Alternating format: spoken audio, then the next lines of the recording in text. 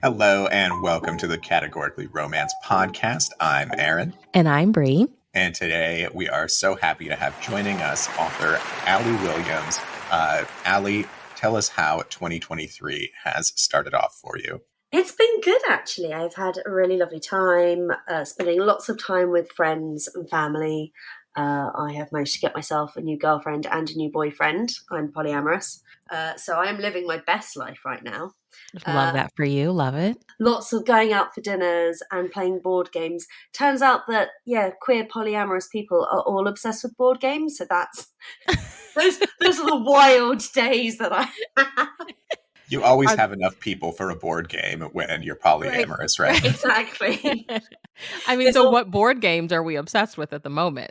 Oh, I really like Everdell and Living Forest. I'm really interested in games that are where you're trying to win, but you're not directly attacking people. I quite like those. I also have a real soft spot for something called Unstable Unicorns, which is a card game, but it's got lots of adorable pictures of unicorns on it, and I'm always a fan of that. Yeah, so that's pretty much been my 2023, and writing and editing and reading. I bought myself 2 new bookcases and I regret nothing. Well, let's get into some icebreakers. Allie, can you tell us 3 songs on the mixtape To Your Life and what they say about you? 3 songs on my mixtape. There's a brilliant song called Good Thing by Zed and Kalani, which I adore, and it's about having complete confidence in yourself and living your life on your terms and not needing anyone else. Other people are a benefit and they can enhance your life, but being really solid in yourself. I really love that song.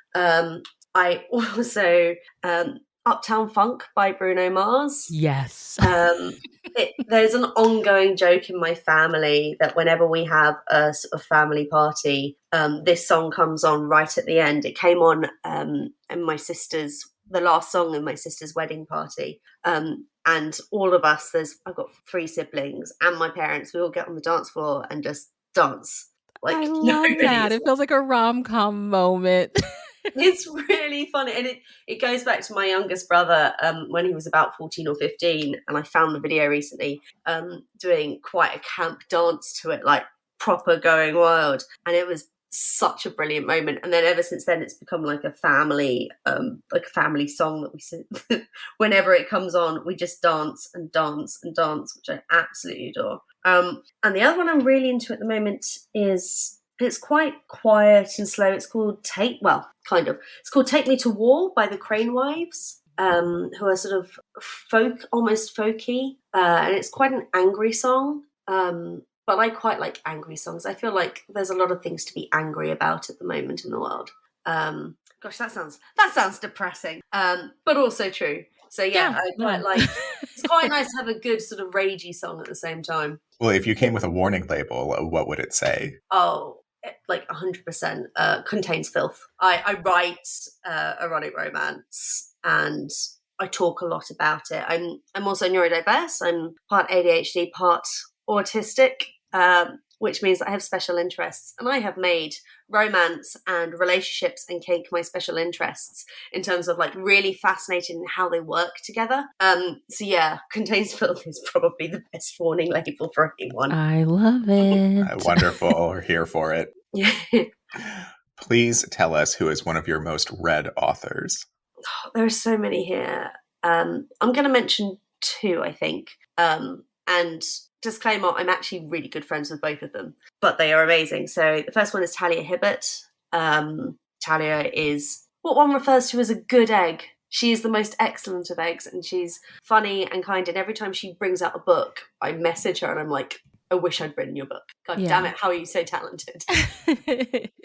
And then the other one is Stephanie Simpson, who is a disabled erotic romance writer who writes the most intense, beautiful books, often completely without the abled gaze. And I just get really excited every time she brings a book out.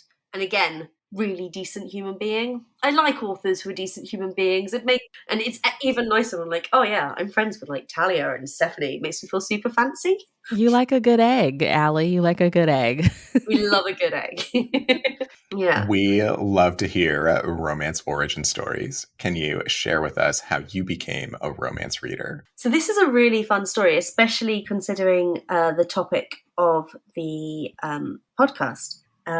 I became a romance reader because my Italian grandmother had some romance novels on the shelf in my mum's old bedroom. And one of the books was a 3-in-1 Christmas special, Mills and Boon, because that's what we refer to Harlequin as over here in the UK, Mills and Boon Christmas Trio. And it had a Presents title by Carol Mortimer. It had an Enchanted title. So yeah, Presents is still Presents. Enchanted is, I imagine, what we call True Love today, only very much closed door. In fact, there are no doors. There are no doors. There are no rooms. Bedrooms do not exist. I swear the romance line has went through so many name changes overseas. So that was by Betty Neils. I almost said Betty White, and that is a very different Betty indeed. And then the third one was a temptation book by Jolie called One Fine Night, and it changed everything for me. Oh my gosh. Everything changed. I was about 9 or 10. I was very precocious, and I read the first two and they were good, and then I read the third one. I've reread it since. My mum found me reading it and confiscated it because, let's be honest, it probably wasn't quite appropriate for a 9-year-old to be reading. But I managed to track it down years and years later, around the time that Riva came out, which Riva was what they called Kiss before it became Kiss in the UK.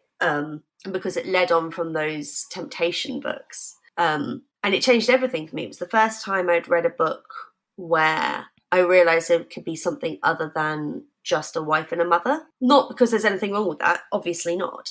But the heroine meets the hero. They have a night in New Orleans. They have sex. Everything goes marvellously, as it does. And then she comes back to work and realises he's a guy who's just taken over her firm, and that he had prompted her for secrets about the firm before he slept with her. And she's very upset. She has this whole moment, and she goes into the bathroom, and some of the other girls in the office go in with her, and they're like, fuck him. Like, screw that guy. We are going to get revenge. And so the next day she calls in sick, and then the next day she goes in wearing this red power suit. The book was written early 2000s, but like this power suit sort of imprinted itself indelibly on my mind. And it's a costume that she's wearing. It's like a costume that she's put on a mosque to give her self-confidence. Yeah. And I realized, oh crap, I can do that. Like, if I don't quite understand how people like work, I can wear something and make myself feel bigger and more confident and teach myself that way. And it was a really interesting. Luckily, he got the secrets, but he stayed after he'd found out the secrets. Like, he didn't sleep with her to get the secrets. They had already had the secrets at that point. Yeah. But that book just changed everything for me. And then I didn't read romance again, not proper romance, not category romance or single title, until I can tell you the exact date because I have the book right next to me. It was 2011. Oh, wow. Okay. And I was at Victoria train station in London and wanted something to read, and I had walked in, had a look, and I saw a book called Cupcakes and Killer Heels on a display. And there were loads of books. There were lots of other traditional clinchy Mills and Boon Harlequin novels, but there were these Riva novels, which I'd never really seen before, that looked sort of rom-commy. And that was how I got into romance. When I was, I would have been 20 or thereabouts. But that's how I got back into romance, was discovering the line that went on to become Kiss. I mean, besides this 3-in-1, Kiss was really your gateway drug into Mills and Boon. It really, really was. Okay. And, it changed everything for me. I have a book cart which is just filled with like Riva and Modern Tempted, because that's what we called Kiss in the UK. Riva and Modern Tempted titles. They were brilliant. Okay, so now we totally know the introduction to the Kiss question. It's just a random train visit. Okay. Yeah. So you write romance, you edit romance, and you're studying it as part of your PhD. Before we get too far ahead of ourselves, because I'm just so excited now that we know this. Okay. At what point in your life did you realize the writing, the editing, and then like the higher education part of it, like this path that you're on? When did you realize this was it for you? So it's all bound up in my journey with Kiss, surprisingly Oh enough. my Um, gosh, this is I, s- perfect. I really enjoyed the books and I started blogging. Mhm. And at some point, Mills and Boon stopped publishing the books as Riva and paused and decided they were going to relaunch them. And Flo Nicol, who was the editor in charge of Riva at the time and is one of the senior editors at Mills and Boon today, basically reached out to me because they really liked my blog, and said, "How would you like to be a part of the relaunch of Mills and Boon Modern Tempted?" I love Um, Mills and Boon. They are so like in touch with their readers, I It swear. was it was great. I did a thing where I got a load of my male friends to pose with different Mills and Boon Modern Tempted books, and I called them my Mills and Boon boys. There was one with one of my friends who wore nothing but he was wearing boxers but had like a towel across him and a Mills and Boon book, like provocatively placed. It was really fun. So I started blogging, and as part of that, I got asked to be one of the direct managing editors of the Pink Heart Society webzine, which at the time, basically all the contributors were Mills and Boon writers. So I came on board with that, and as things developed, I started writing again, and I'd loved writing as a kid, like really, really loved it, and then ended up somehow falling into starting to write again. And around the same time, because I was doing a lot of editing for Pink Heart Society, Barb Han, who writes Harlequin Intrigue, asked me if I'd like to be her editor for her indie romances, and that was about 6-7 years ago. And I kind of just fell into both of those. And then because I was doing that and because I was writing and editing, when I started working for the university that I work for now, an opportunity came up to study, get my fees waived, because I work for the university full time. I could do a degree on the side, and I was just like, well, I want to write about romance, obviously. Like, there's nothing I'm more obsessed with at the moment than romance. Obviously, I want to do that. So that's kind of how I ended up where I am now. It's been a interesting journey, and yeah, I blame it all on Kiss, all of it. So before we get into the next question, can you tell us like what was the Pink Heart Society? The Pink Heart Society was an online webzine. We posted an article every day. Oh wow. And then we switched it up and instead did like a monthly webzine. It was really exciting. We started by only doing Mills and Boon and Harlequin, having Mills and Boon and Harlequin authors. And then when I came on board, we expanded that out to all category romance and then to all romance. Because as much as I adore Harlequin, Mills and Boon, and I really do, at the time, they did not necessarily have a particularly diverse authorship base. Yeah. And there were lots of really cool things happening elsewhere that I wanted to capture. So we started reaching out to other authors, and getting them to come and join us and like write, sometimes guest articles, sometimes write for us regularly. It's since closed, but it was run, when I started, it was me, Trish Wiley, and Michelle Stiles. So Trish was a Kiss author, and also before that she was a romance and a modern temptation author. And Michelle wrote Viking historicals for Harlequin. Oh, cool. Yeah. So it was like an everyday blog almost, right? Like an article. Oh wow. That was a lot. And so that's why we switched it to the monthly format.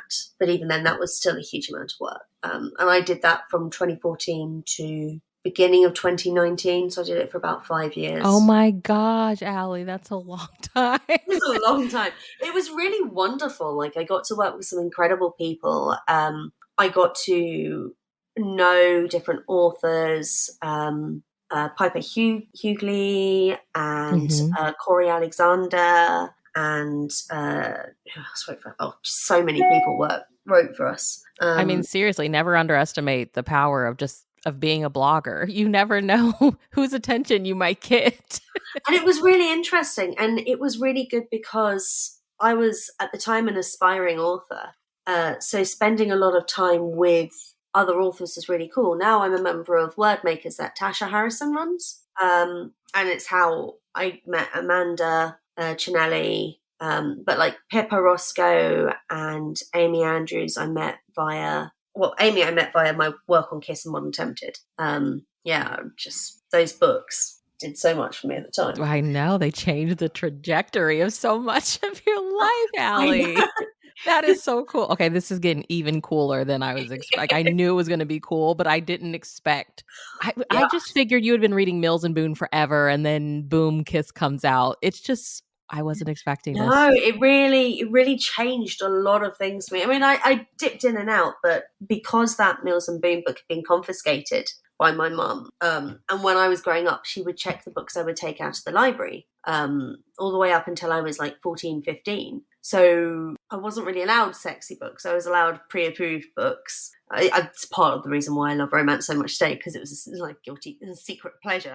I actually had a book smuggling operation at one point where I'd smuggle books into the household. And my mum isn't rude or anything. She just didn't think it was appropriate for me, and she didn't want me getting distracted by romance when I should be working, like studying, which I get. But because of that, when I did go back to it, I went back hard. Yeah.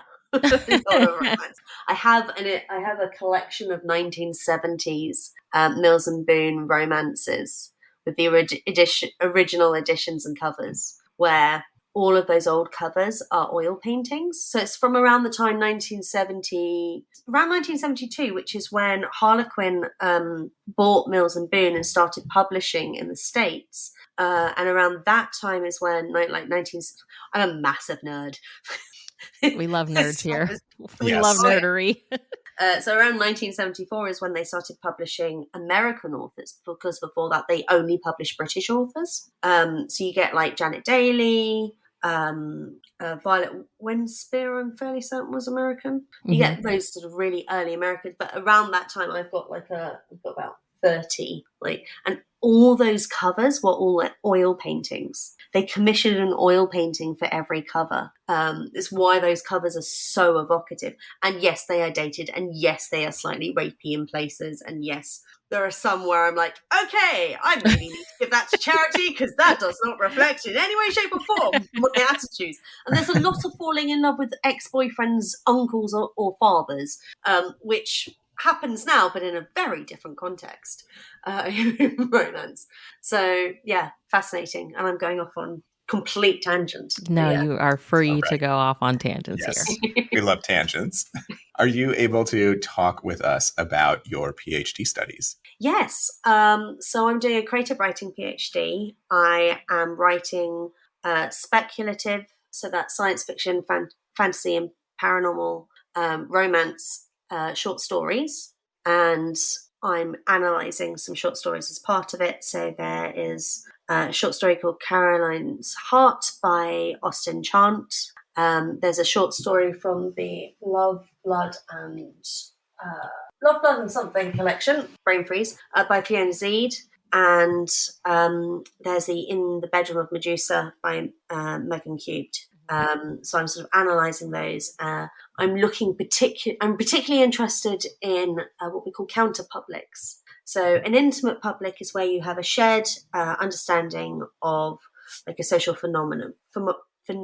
So for romance, and the intimate public of romance would be Fabio, clearly cis white het romance, ripped bodices, being carried away on the horse, women being rescued. That's sort of what the general public have as a view of romance. I'm interested in counter publics which work in tension with that. So for me, that means I'm really interested in queer romances, in kinky romances, and particularly in independently published or indie published and self-published romances and how they work together. And as part of it, I'm pulling tarot cards. I hate planning stories. I have an idea. I know where it's going to go vaguely, but if I try and plan it out, it doesn't work for my ADHD brain. I get really bored and I'm like, well, I know what's going to happen, so I can't be bothered to write that. Yeah. So instead I've come up with like a sneaky way of getting around this for my PhD, because you have to have like, they if I go into my bio going, oh, I didn't plan this, I'll go, why? My argument is I'm using tarot cards and I pull them and use that as inspiration. So it's sort of like chance theory. So I'm using like a practical counterpublic. So as opposed to using like the traditional ways of planning a story, I'm going off book, doing my own thing and being a bit wild. It's very nerdy, but it's interesting. Well, okay. Can you share with us an elevator pitch for the kind of books you enjoy writing? I like writing books where world building is important, where the characters are soft and kind and funny, and where orgasms always happen on page. But that's always okay. Always happen, or most of the time at least. Mm-hmm. I think that I write sort of erotic romance short stories, and I write sort of sexy, high heat paranormal romances. And then I do actually have a second pen name. This is a categorically romance exclusive. I have a second pen name called Ellie Rose, who writes very, very high heat kinky stuff. So yeah, you heard it here, folks. Yes, write down that name, Ellie Rose. So those are the kinds of things. But I'm interested in writing characters who are kind and writing hope. I write queer characters, and I have plans next year to write a poly series where the poly romance is not a throuple. Instead, it's a mini series, and each book focuses on a different grouping within the polycule. So you'll have more than one character. You'll have characters who'll turn up as the main character in more than one book in different pairings. But that is also a logistical nightmare. So I am planning that one out a little bit at least. I love that. Glad to hear that's getting some rep in more than just the one relationship structure that's most popular. Yeah, it's really exciting to work on. Well, for anyone who may be new to your bibliography, which book of yours would you recommend that they start with? I'm going to recommend two, because it depends on which strand you would prefer to go down. So if you're interested in like the high heat erotic romance, my Softest Kinksters collection is really good because they're short stories. Mm-hmm. And it's called The Softest Kinksters because it's about the softness in life that comes alongside kink. But if you want something a bit meatier and longer to get your teeth into, then I'd recommend Forged in Flames, which has a 2,000-year-old hero, a blacksmith heroine who accidentally awakens an ancient goddess and is granted dragon shifting abilities. Love it. Love it. Yeah. So one is basically just sex. That's the Softest Kinksters side and my short stories. And then the other side is more about the world building and the magic. And they're all based on like local myths and legends as well, which is kind of cool. Okay, where did this like love of paranormal and myth, like where did all of that come from? Because you weren't reading romance, you discovered Kiss. How did we get these books from you? See, I always loved fantasy. I was a big Tamora Pierce fan growing up. And I'm going to be honest, I loved Twilight as a kid. Do I love it now? No, not at all. But as a kid, it was exciting. It does mean that I struggle with vampires a little bit because they were just so everywhere for a long time. But I really, really enjoyed Debbie Herbert wrote a load of mermaid romances for Nocturne back when Nocturne was a thing. And I really loved those. And once I discovered there was a marriage of like magic and romance, I was in. Literally throw myself through myself. I'm there. Yes. Yeah, out of my bookcases, I have almost an entire bookcase that is just contemporary romance, and then I have another bookcase which is fantasy / paranormal / science fiction romance. Like I went in hard. Well, we touched a little bit about your editing services. Can you talk about what you currently are providing as an editor, service-wise? Yeah, no, definitely. I offer developmental edits, line edits, and series Bible creation.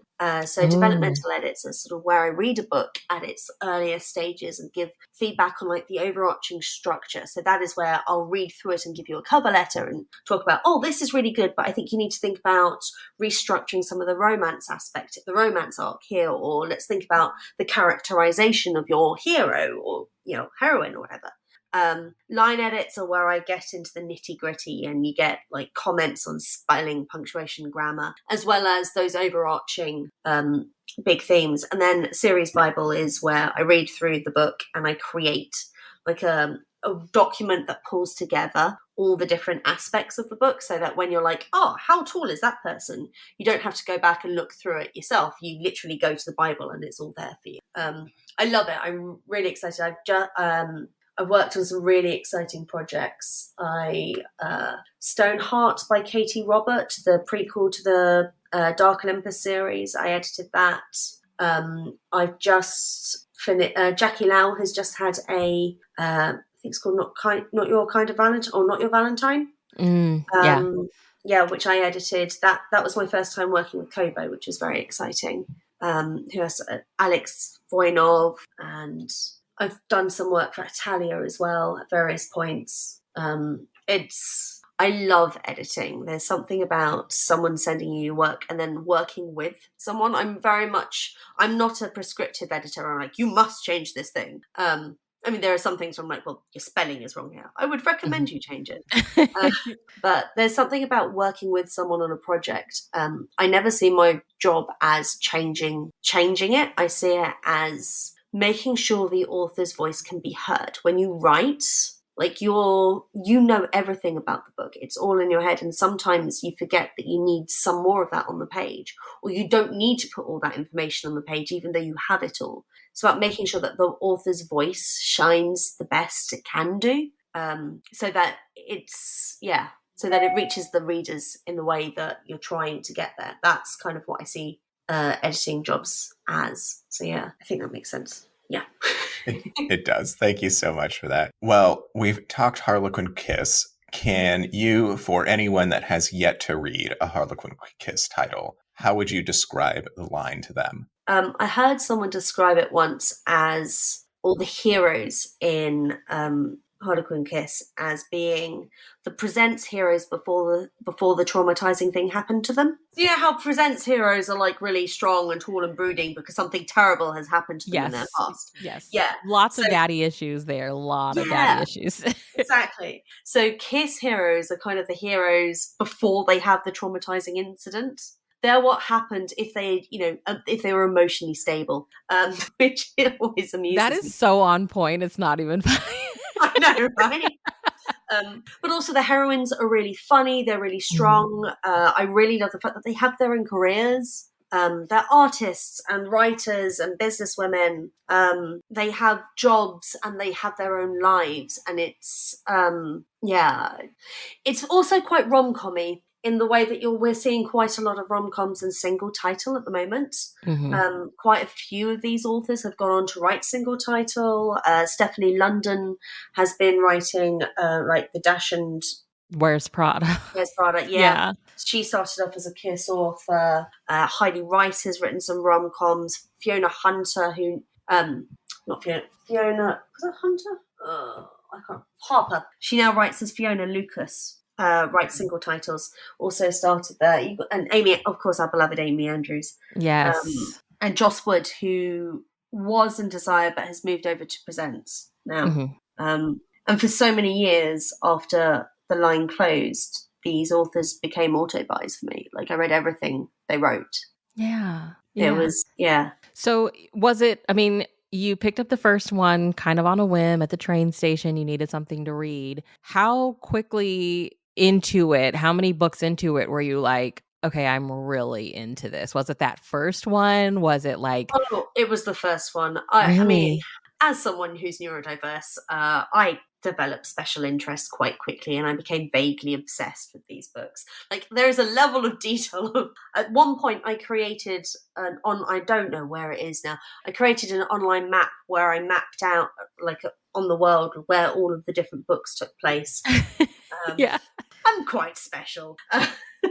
Yeah, no, like I read, it was Cupcake and Killer Heels by Heidi Rice, and I read it and was like, oh, this is what I've been looking for. And it kind of fed into, in like the early 2000s, mid 2000s, there were the spate of sort of romance rom-com-y books, and I think there were some in the States, but also in the UK we had our own books that don't quite translate over to the States very well, but sort of along the lines of Jennifer Cruzy. And these books filled that hole, like that. Oh, that kind of chick. They were going for chick lit. That's what they were going for. But they hit the markets at round about the wrong time. So when Riva came out in sort of 2011, the chick lit market was dying down, so they weren't doing very well. And then they rebranded as Modern Tempted, which worked well in the UK, but the Kiss line in the States never really took off. Before they were published as Kiss, they were published as Harlequin Presents Extra. And when they were published as Harlequin Presents Extra, they actually sold a hell of a lot more than they did when they were a Kiss. Because people just picked them up because they were Presents. Yeah, exactly. And so you had the sort of Presents branding, but you had the lighter, more fun sort of storylines without the intense, emotionally damaged hero, as it was. And there are a couple of emotionally damaged heroes, but for the most part, they're not, brooding, silent dickheads sometimes. I say that. I love a Presents hero if written well, but into the 2000s, you had a lot of alpha holes, I believe is the term. Yeah. It feels like sometimes, like when you look throughout history, it feels like sometimes Harlequin, Mills, and Boon has had these brilliant line ideas that came at the wrong time. I mean, this line would work perfectly now. That's what Aaron and I have talked about. Now.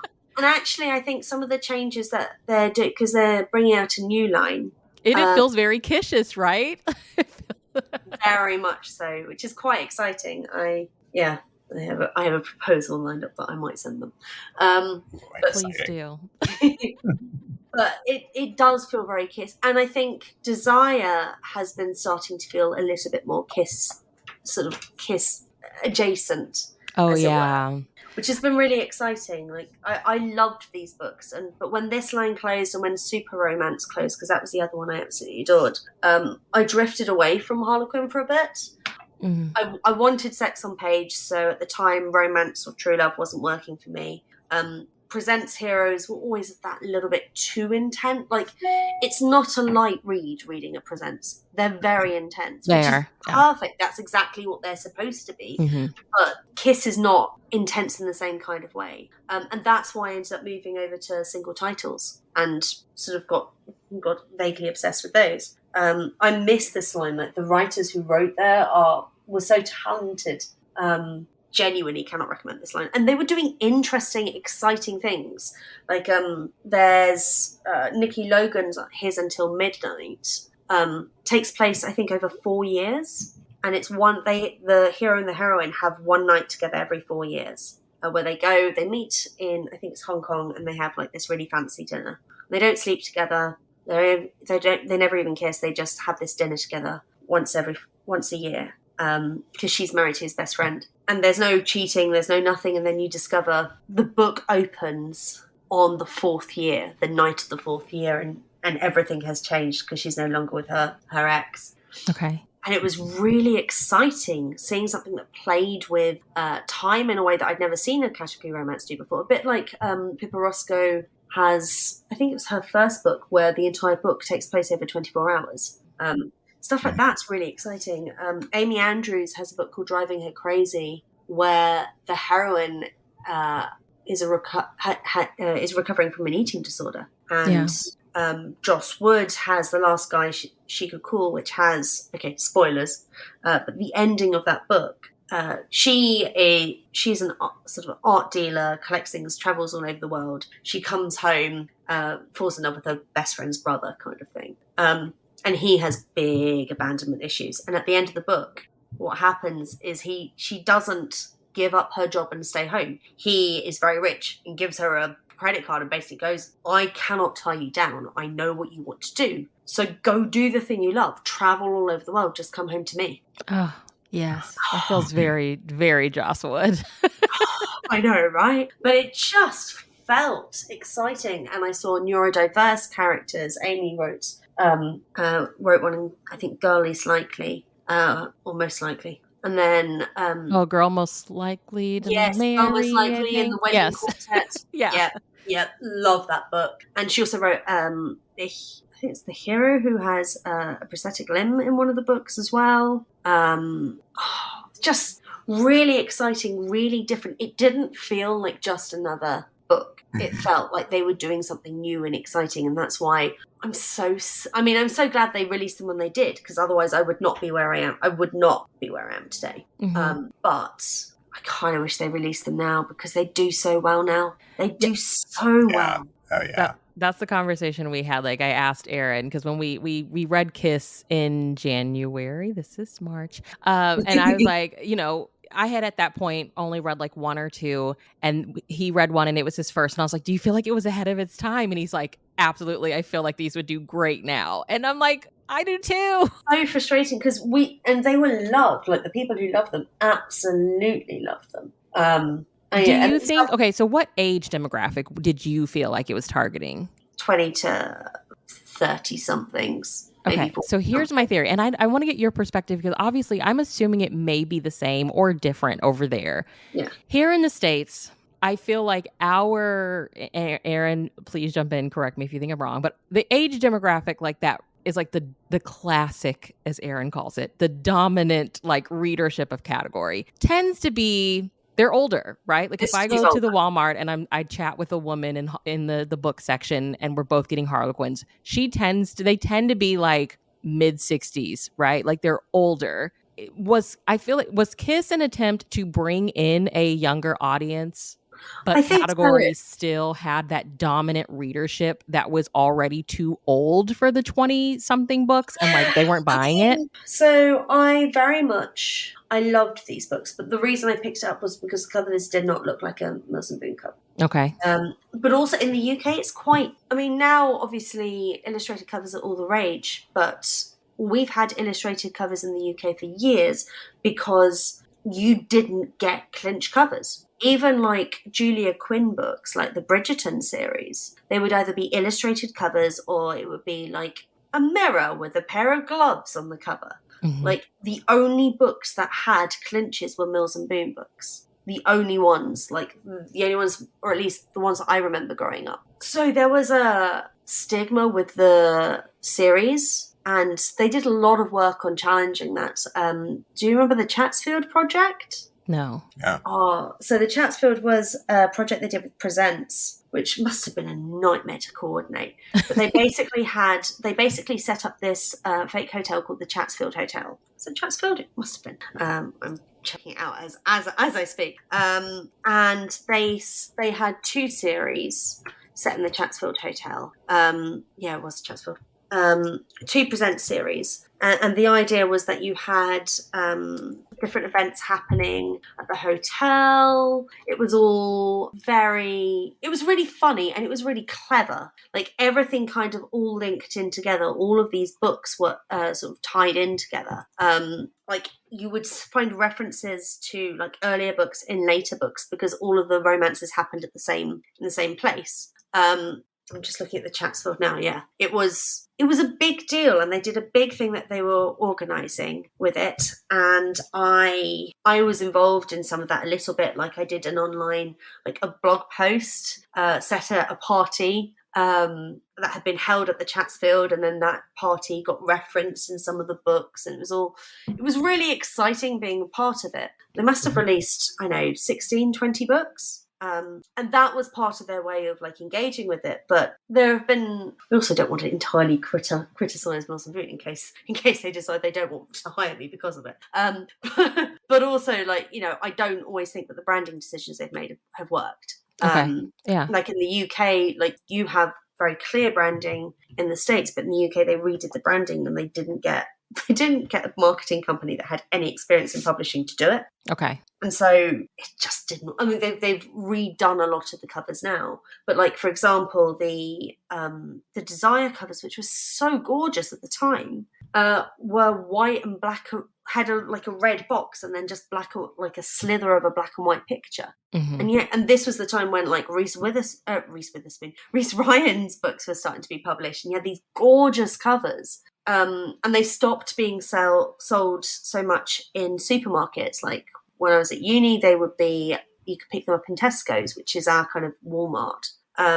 And then they stopped being sold in Walmart because they weren't selling. I'm really excited about the new line that they're talking about. It sounds really good. I know quite a few of the authors who've been signed to it, and I love their work. I'm really excited to see what happens with it, because I love category romance. I think it is a real skill to be able to write a novel where you engage and you're fully invested in the characters in only 50,000 words. Oh, yeah. The intensity of it is so difficult to get right without completely going overblown and killing it completely.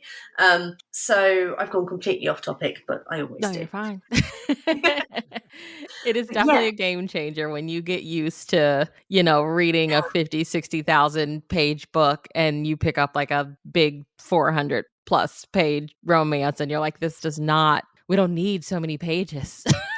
Yeah, it means I love single title romance, but I get frustrated if there's stuff in there that I feel is not necessary. Right, yeah. Because everything in a category romance has to be necessary. You only have 50,000 words, so everything matters. And I like having that intensity in single title, and I think there are some authors who do it amazingly. Most of the authors I read, obviously. But yeah, no, I think there are some really, and I think you're right. I mean, we're talking, some of these books are out over 10 years ago now, so who knows, maybe some of the rights will get reverted and we'll get to see them in a new, fresh format. That would be really cool. But I have them all anyway. I have all of them on ebook, and I have, I think, nearly 100 of them in paper. Yeah. It's just, it's hard to, I haven't read a kiss yet that I didn't like. Like I read 2 Allie Blakes in September. What am I thinking? And which ones did you read? Did you read The Dance Off? I didn't read The Dance Off. I read, oh my gosh, I actually read the second book first, and she's like, oh, well, let me send you the first one because you have to read it. And I'm like, oh gosh, I thought this was the first one. The Secret Wedding Dress and Faking It to Making It. Yes. Oh, and they were early ones as well. They were some of the earlier, when Kiss was rebranded, they were some of the earliest ones. Oh, she's great. She writes the loveliest. It's like, it's hard to read them, like, because I haven't read one that I don't like, right? And it's like, you just have that feeling that like, if these were coming out now, people would love them. I mean, they tackle, the first one that I read, I've said it before, like it tackled something that I don't see in romance. Like I thought was a no-go in romance because I had never seen it. And I'm like, this book came out in 2014. It's just kind of sad. And like to think that like they weren't selling, it just makes me really question, was it like the age thing, or were they not being promoted the way that they should have been, but then I also think like sometimes part of the fact that it's great is the fact that it's gone. Yeah, I mean, it was such a great line, and like one of my favorites is there's the Brannigan siblings trilogy by Trish Wiley, which is Inconvenient Laws of Attraction, New York's Finest Rebel, and one of my favorites, Her Man in Manhattan. And just brilliant and fresh and exciting. And I think that's the thing. It was doing new things that we weren't expecting at the time. And I don't think they marketed it correctly. I think having it as Modern Temptation in the UK made a lot of Modern Tempted in the UK made a lot of sense, because the covers look like modern covers, which are the UK versions of Presents. They looked exactly like those covers, just with a Tempted bit at the side, very much like Harlequin Presents Extra. And I think if they kept them as Harlequin Presents Extra, they would have continued to sell. But the problem with rom-coms and chick lit is that you want shelf life with it. Mm-hmm. It's word of mouth. You build up word of mouth, and the shelf life of category romance is so short that books that are there one month will be gone the next. So, and it was at a time when, I mean, it was at the ebook, during the ebook boom, but not all of them, like I didn't buy them in ebook until about 2014, 2015. That's when I started buying them in ebook, because they weren't always available beforehand. So it's I'm getting all nostalgic now. I'm like, oh, I love those books so much. There are some amazing ones as well, and really funny, really clever, interesting. Which one did you read, Aaron? Let's see. So I read, let me just make sure I got the author right here. It was called, just a moment. It was Mr. Not Quite Perfect by Jessica Hart. Yes, and that's the one that's in first person. Is that the one in no? Hitched is in first person. I really like Mr. Not Quite Perfect because I really love the ending of it. Yeah, it was really good. It took a whole new kind of spin on like the fake dating, because it's like they weren't fake dating, but she was like coaching him in fake dating. It was a lot of fun. It's really cute. I really like that one. Yeah, and then of course you had Shoma Narayanan published with them. So you guys are the Harlequin experts, so you probably know already. But Mills and Boon India have their own publishing company where they publish Indian authors, but they are published in India. They don't get a global release. I did not know that. I did not know that either. Yeah.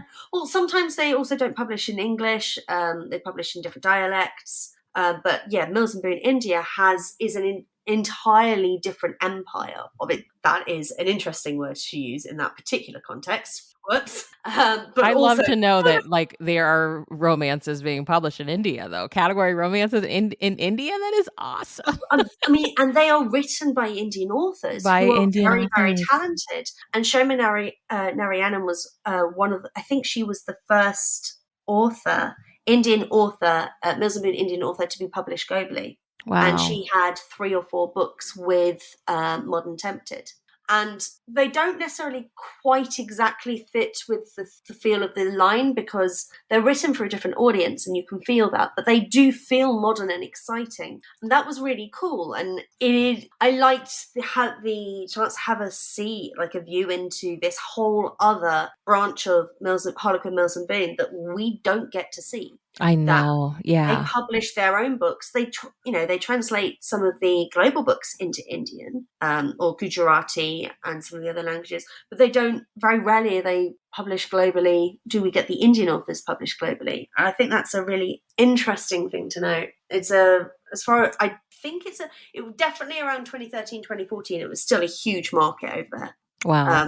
Yeah. It sounds like Kiss was a really smart line. Like, I don't know who the editors were behind the scenes, but like it really seemed to be doing some heavy lifting way before I think it's time, maybe. Yeah, it was really exciting. It felt quite global. It was pretty white. Nina Milne is South Asian British, who wrote for them, and Shoma Narayanan, obviously. But I think apart from that, they were all white authors. And they were excellent authors, but it would have been... It wasn't a diverse group of, authors. I mean, you had authors from South Africa, from Australia and New Zealand, from the UK, and some American authors as well. You across sort of 4 continents technically, but primarily white romance, which there's nothing wrong with white romance, but it would have been nice to see others. And I remember Avril Tremaine, the first one she wrote, which was called Here Comes the Bridesmaid, and it's about a bridesmaid and best man falling in love, obviously. The wedding that they were preparing for is a gay wedding, so you have a gay wedding on page, which I really liked, and Avril is an absolute sweetheart. And it's interesting because I became friends with a lot of these authors over the years. So I know I'm not entirely objective when it comes to this. I'm not objective when it comes to the series. Yeah. I really, really love the series. Well, maybe in a way, the new line is like going to be our 2024 Kiss. Yes. We know for sure it's going to be way more diverse. Inclusion is going to be just insane. It's going to be amazing. So we'll see. Like maybe it's going to be the rebirth. Amazing authors have been signed. Yeah. A good friend of mine. I'm trying to remember what her actual name is. Carmen Lee. I know what her name is, but which is the name? Yeah. Carmen Lee and Mika James as well. I think both of those are Black Sapphic romances, which I am so excited for. Like they're both phenomenal writers who getting to see sapphic romance I get quite emotional about it. I'm queer, I'm bisexual. I never thought I would get to see queer romances in mainstream Harlequin lines ever. I was delighted with Karina Adores, and some of those books are phenomenal, but I never thought I'd actually get to see. And so to know that 2 years, next year, we're going to see lesbian romances published by Mills and Boon. Yes. It means a lot to me. And I John Jacobson, who is one of the editors over there at the moment, they did a lot of work on Karina. I loved a lot of the books that they edited, and some of the books that they're signing now, them and I think Erica Sang as well. I'm so excited to see what's happening next and where it's going to go next. Same. Yeah. I feel like it's going to be some good stuff. Kiss 2.0. Right. I mean, we haven't gotten a name yet, but I just feel like, you know what? Just let's call it Kiss 2.0. Screw it. Kissed again. Kissed again, right? Kissed again. That's so good. Oh, it's our second chance romance. It is. It is. Well, Ali, are you working on anything that you can tell us about? Yeah, so I'm also working on a couple of things I can't tell you about, but I am working on a couple of things. I have a sequel to Value and Visions. It's called Married by Moonlight, which is the two heroines from Value and Visions getting married and handfasted in the ceremony. But it also introduces the Rena's three cousins, who will be the heroines of my next paranormal series, the first of which comes out at the end of August. It's called Blue Moon Magic. And in that, each sister, in basically Diana Triformis, the triple goddess version of Diana. So Diana of the Hunt, Luna of the Moon, and Hecate of the Crossroads. Each of them pick a different sister and like, hi, we're going to interfere in your lives. And so it's going to be a sapphic trilogy, which I'm really excited about. I have some more Softest Kinksters short stories lined up, which I'm quite excited about. My Himbo Librarian shorts, which were really popular, I'm working on a couple more, and they are going to be released as their own little collection, the Himbo Librarian collection, probably early 2024. And then I have some category length romances that I am planning out at the moment. We'll see where that takes me. Possibly nowhere, but you know. Oh, we're fun, hoping queer, somewhere. We are queer hoping. romances and cooperative bars and possibly even a poly romance thrown in there for good luck. We'll see. We'll see what happens. So yeah, writing, lots and lots of writing. And then Ellie Rose is obviously writing filthy stuff with trigger warning for Daddy Doms. Daddy Doms. That's why I have a separate pen name for this. But that's really fun, and that's a series called Stuffy Hospital, and everyone who works, at least one of the main characters in each book, works at this place that repair old bears and cuddly toys. It's super cute. Oh my gosh. So yes. Exciting stuff to look forward to. Well, Ali, where can everyone keep up with you online? I'm available on Twitter, on TikTok, on Instagram, and sometimes on Facebook, as Ali Williams or at CL Aficionado, which Exploits of a Chicklit Aficionado was the name of my very first blog that I had when I was first talking about Kiss. And I've kept the tag CL Aficionado ever since then. I love that. Yeah. So that is my you can find me under that. I have a website, aliwilliams.org, and you can find me as Ellie Rose on Facebook as well.